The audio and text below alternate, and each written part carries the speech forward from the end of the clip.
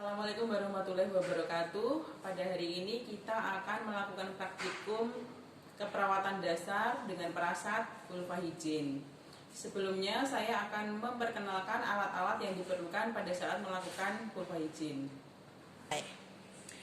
Alat yang diperlukan adalah ada bengkok, kemudian ada selimut mandi, kantong kresek digunakan untuk membuang pembalut, tisu, kapas sublimat, botol cebok, air hangat. Kalau misalkan di rumah sakit tidak ada air hangat, bisa menggunakan NaCl. Kemudian ada kasa, ini tempat untuk air hangat. Kemudian kita nanti bisa menggunakan tangan langsung atau pinset chirurgis. Ada sarung tangan, perlak dan pengalas, celana dalam yang sudah dipasang pembalut. Kemudian ada pispot ya, ada pispot. Pispot. Ya, Assalamualaikum Ibu, perkenalkan saya perawat Susi yang bertugas pada siang hari ini. Nanti saya akan melakukan vulva higien pada Ibu. Sebelumnya saya akan mengkonfirmasi dulu apakah ini benar pasien yang akan saya lakukan tindakan. Sebelumnya namanya siapa Ibu? Alamatnya di mana? Sukoharjo, Usianya berapa? 60 tahun.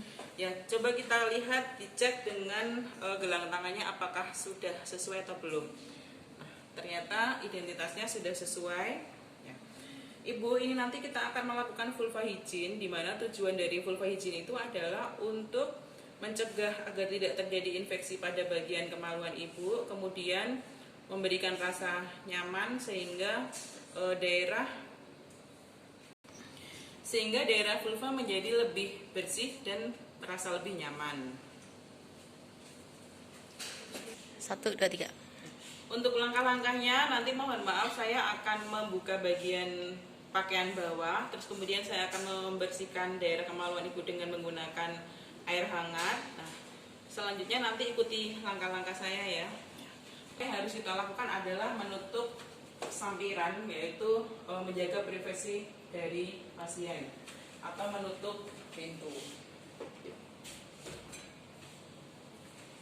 Kita melakukan cuci tangan terlebih dahulu.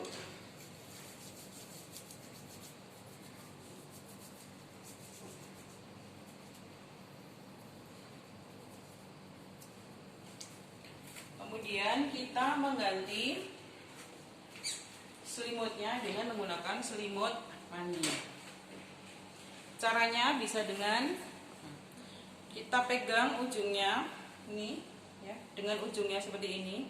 Kemudian kita tarik ke atas.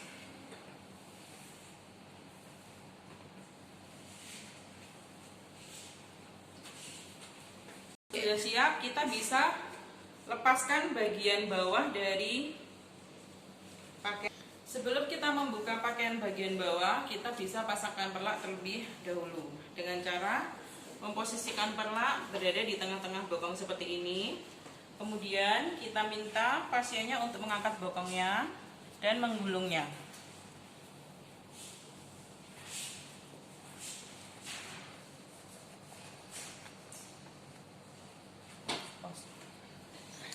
Setelah pakaian bagian bawah kita lepaskan, kemudian kita posisikan pasien dalam posisi dorsal recumbens. Dorsal recumbens itu seperti posisi mau melahirkan. Kemudian kita posisikan selimut mandi dengan ujungnya berada di sini. Ini tujuannya adalah pada saat membuka kita akan lebih mudah. Ini adalah posisi dorsal recumbens.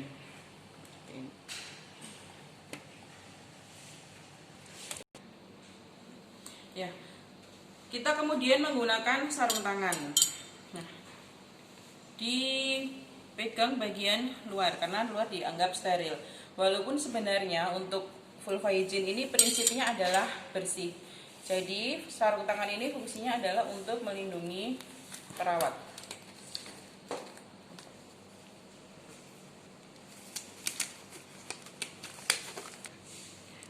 Kita mempersilahkan pasien terlebih dahulu untuk buang air kecil. Nah, kita buka ya seperti ini. Kemudian kita pasangkan pispotnya.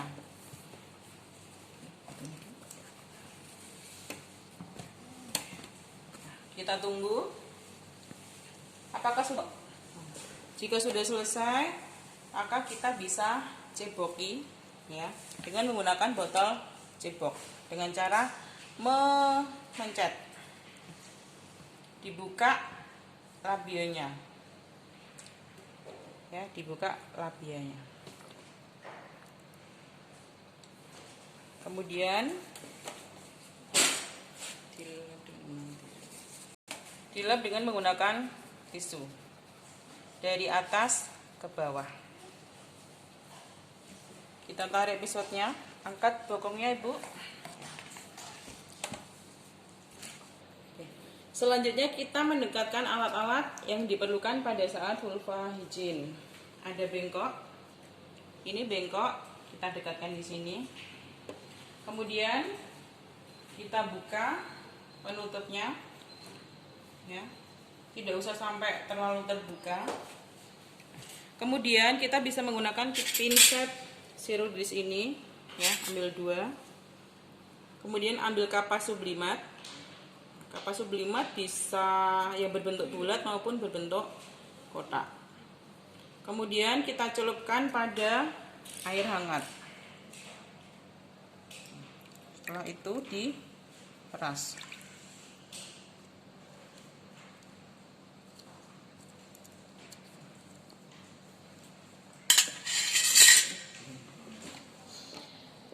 Kita bersihkan dari luar terlebih dahulu, yaitu labia mayora. Labia mayora itu yang tebal ini, labia minora yang kecil. Dari atas ke bawah, labia mayora kanan ya, menuju ke bawah. Jangan sampai mengenai pinset karena nanti bisa merasa tidak nyaman. Dibalik karena yang sebagian sini sudah digunakan. Kemudian labia mayora kiri sampai ke bawah. Ya.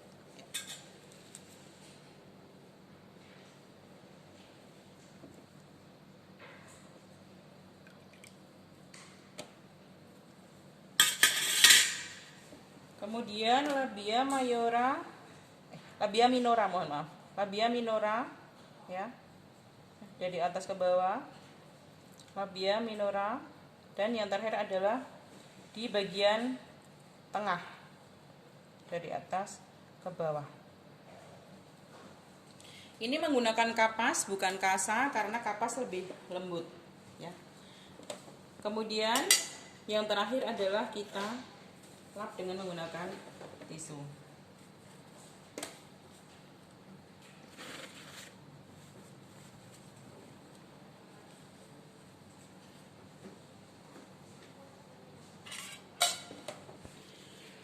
Setelah selesai, kita singkirkan alat-alat, kemudian kita gunakan celana yang sudah dipasangi dengan pembalut. Setelah celana terpasang, maka kita bisa mengambil perlaknya. Jadi perlak diambil paling akhir ya. Jadi kalau misalkan masih ada luaran, itu kotorannya tidak mengenai tempat tidur, tetapi mengenai perlak. Cara mengambil perlak, nah itu kita gulung. Jadi tidak boleh langsung ditarik, tetapi digulung sedikit demi sedikit. Tujuannya apa? Kotorannya biar tidak kemana-mana ya.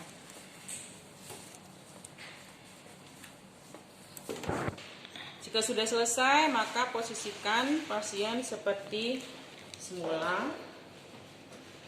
Kemudian kita ganti selimut mandinya dengan menggunakan selimut tidur. Caranya seperti yang awal tadi. Kita ambil ujungnya dengan ujungnya.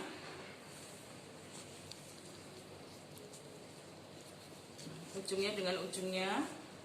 Kemudian kita tarik ke atas.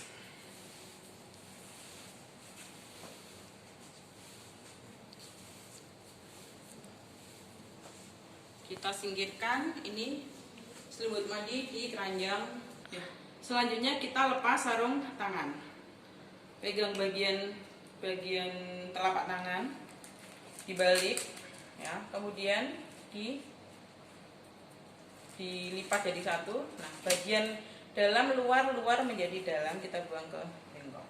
Kemudian yang terakhir adalah cuci tangan.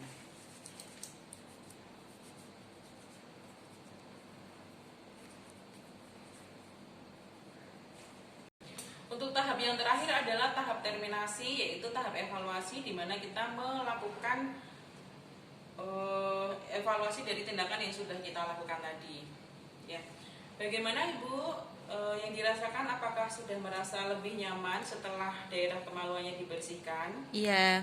Nah, untuk selanjutnya sesuai dengan data yang sudah kami baca tadi, bahwa Ibu kan mengalami sedikit gangguan tidak bisa buang air kecil dengan lancar, sehingga untuk rencana tindak lanjutnya nanti kita akan melakukan pemasangan kateter. Ya, apakah ada yang ditanyakan Ibu? Tidak. Oke. Ya, terima kasih. Saya kembali lagi untuk melakukan tugas yang lain. Jika nanti ada sesuatu yang diperlukan, bisa menghubungi perawat yang ada di nurse station maupun memencet tombol yang ada di bagian sebelah kiri Ibu. Ya, terima kasih. Wassalamualaikum warahmatullahi wabarakatuh, Bu. Waalaikumsalam.